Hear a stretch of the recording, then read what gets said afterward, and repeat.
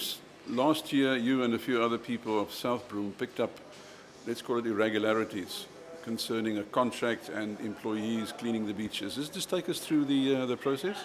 It all goes back to about September last year, when the tender for the maintenance of the ablution blocks from South Broom to down the south coast came up for a judgment. And the previous person who held the contract for a lot of years, I think 6 years or 7 years, lost it, and it went to a new entity called Zamantla. We didn't know Zamantla, and as far as we were concerned, we have no role in who the municipality give that tender to.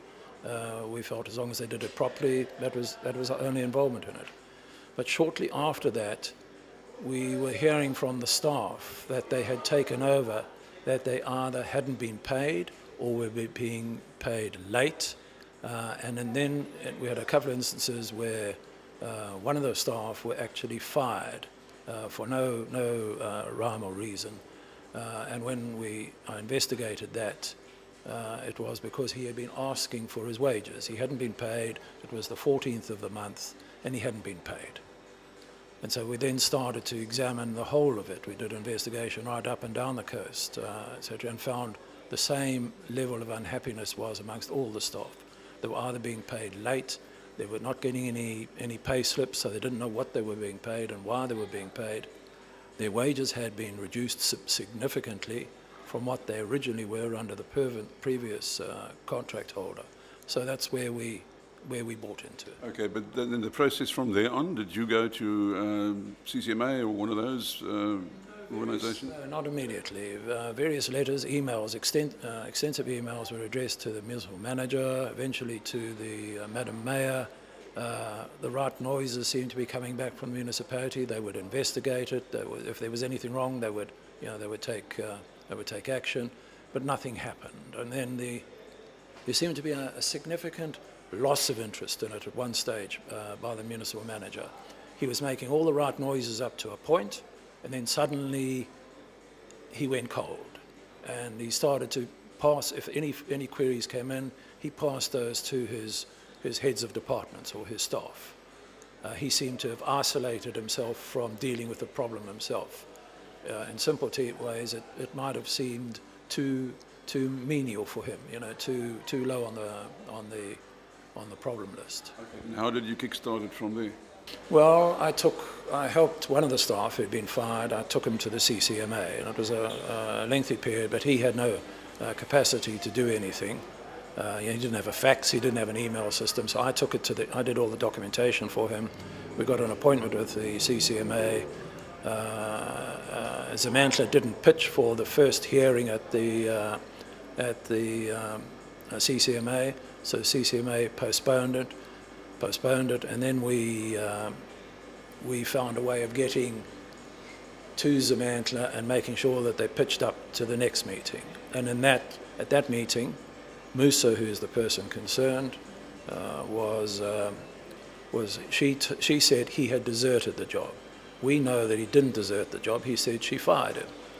And so the commissioner at the CCMA had one party saying he deserted the job, the other party saying that he'd been fired, and he had to rule. He didn't have the capacity to really rule, but he made a ruling that Zamantla had to pay him a month's wages. Yeah.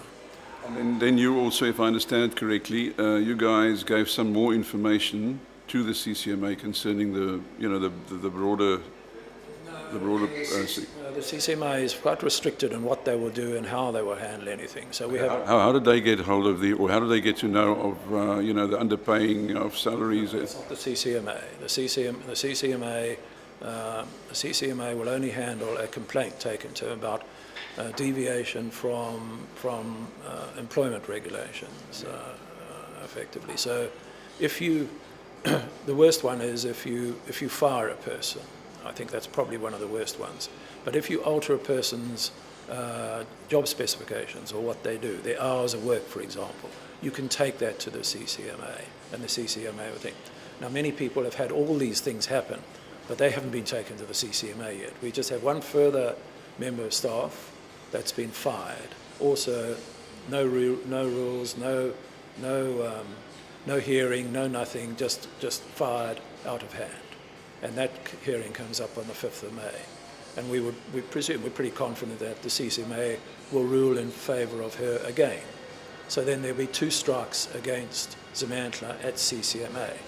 But that doesn't mean anything that every time we have to take a case, itemised case per person to the CCMA, and they have to then have a hearing, and then they have to rule. Okay, but who issued the order, the 420,000 rand? That's the BCCI, the entity that sets the wages for various businesses. And under the cleaning business, there are certain stipulated wages that will be paid, and Zamantla is paying probably 40 to 50% under the stipulated wages. And they're not doing a lot of other things as well. There's no UIF as far as I can see. There's no pay slip. So the only pay slip I've seen was in the last 2 weeks. So since September to date, I have never found one member of staff out of the 40 that we've interviewed or discussed things with them has never ever received a pay slip at the end of the month. Okay, but how did the BCCI get to know of all these? Referred to by a member of the South Broom ratepayers, yeah, who had done some background work on what the stipulated wages are in the cleaning section, and therefore found that they were way under, and then got into communication with the BCCI. Bruce, how do you see things going forward from here? Well, as far as I can see, they've got a judgment against them of 420,000 rand, Zamantla. Now, they can either do one or two things, I guess. I guess they can go to the BCCI and say, we think you've levied a fine or an imposition on us that's not justifiable, or they pay it. The municipality has indicated that they are looking at the matter, and they regard it in a very, very serious light. So after this interview with you, we will speak to the municipality to find out what they, what they intend doing. So let's see where we go from here. You know, the role of the municipality is, I find, extremely frustrating. This issue was put on their table in certainly October last year, that Zamantla weren't treating their people properly, were breaching rules, weren't supplying cleaning materials to all these ablution blocks, and people in South Broom particularly, people in the community were picking up part of these necessary jobs. It's probably cost me 3,000 rand of my own money over the last 6 months, and that doesn't compensate people for their loss of wages. But effectively, I'm giving them some money to actually put some food on their table. And I'm not the only person in South Broom. So South Broom people were supplying cleaning materials, toilet rolls, stuff like that, to the ablution blocks. Part of the contract was that Zamantla have to visit every one of these ablution blocks once every day, 365 days a year. For the first 6 months, this simply was not happening. The one in South Broom, Umkobi, at Umkobi Beach, I guess if she visited once every 2 to 3 weeks, that would have been a lot. So, there's endless kind of things could go wrong with in the interim. Yeah, and the question is, why did the municipality not pick this up themselves? You have to ask them. If they appointed a contractor to do this work, one would have thought that for at least the first month or 2 months or 3 months, they would have closely monitored what the performance was. They seem to have appointed Zamantla and walked away from it and just said, Zamantla, go ahead and do it.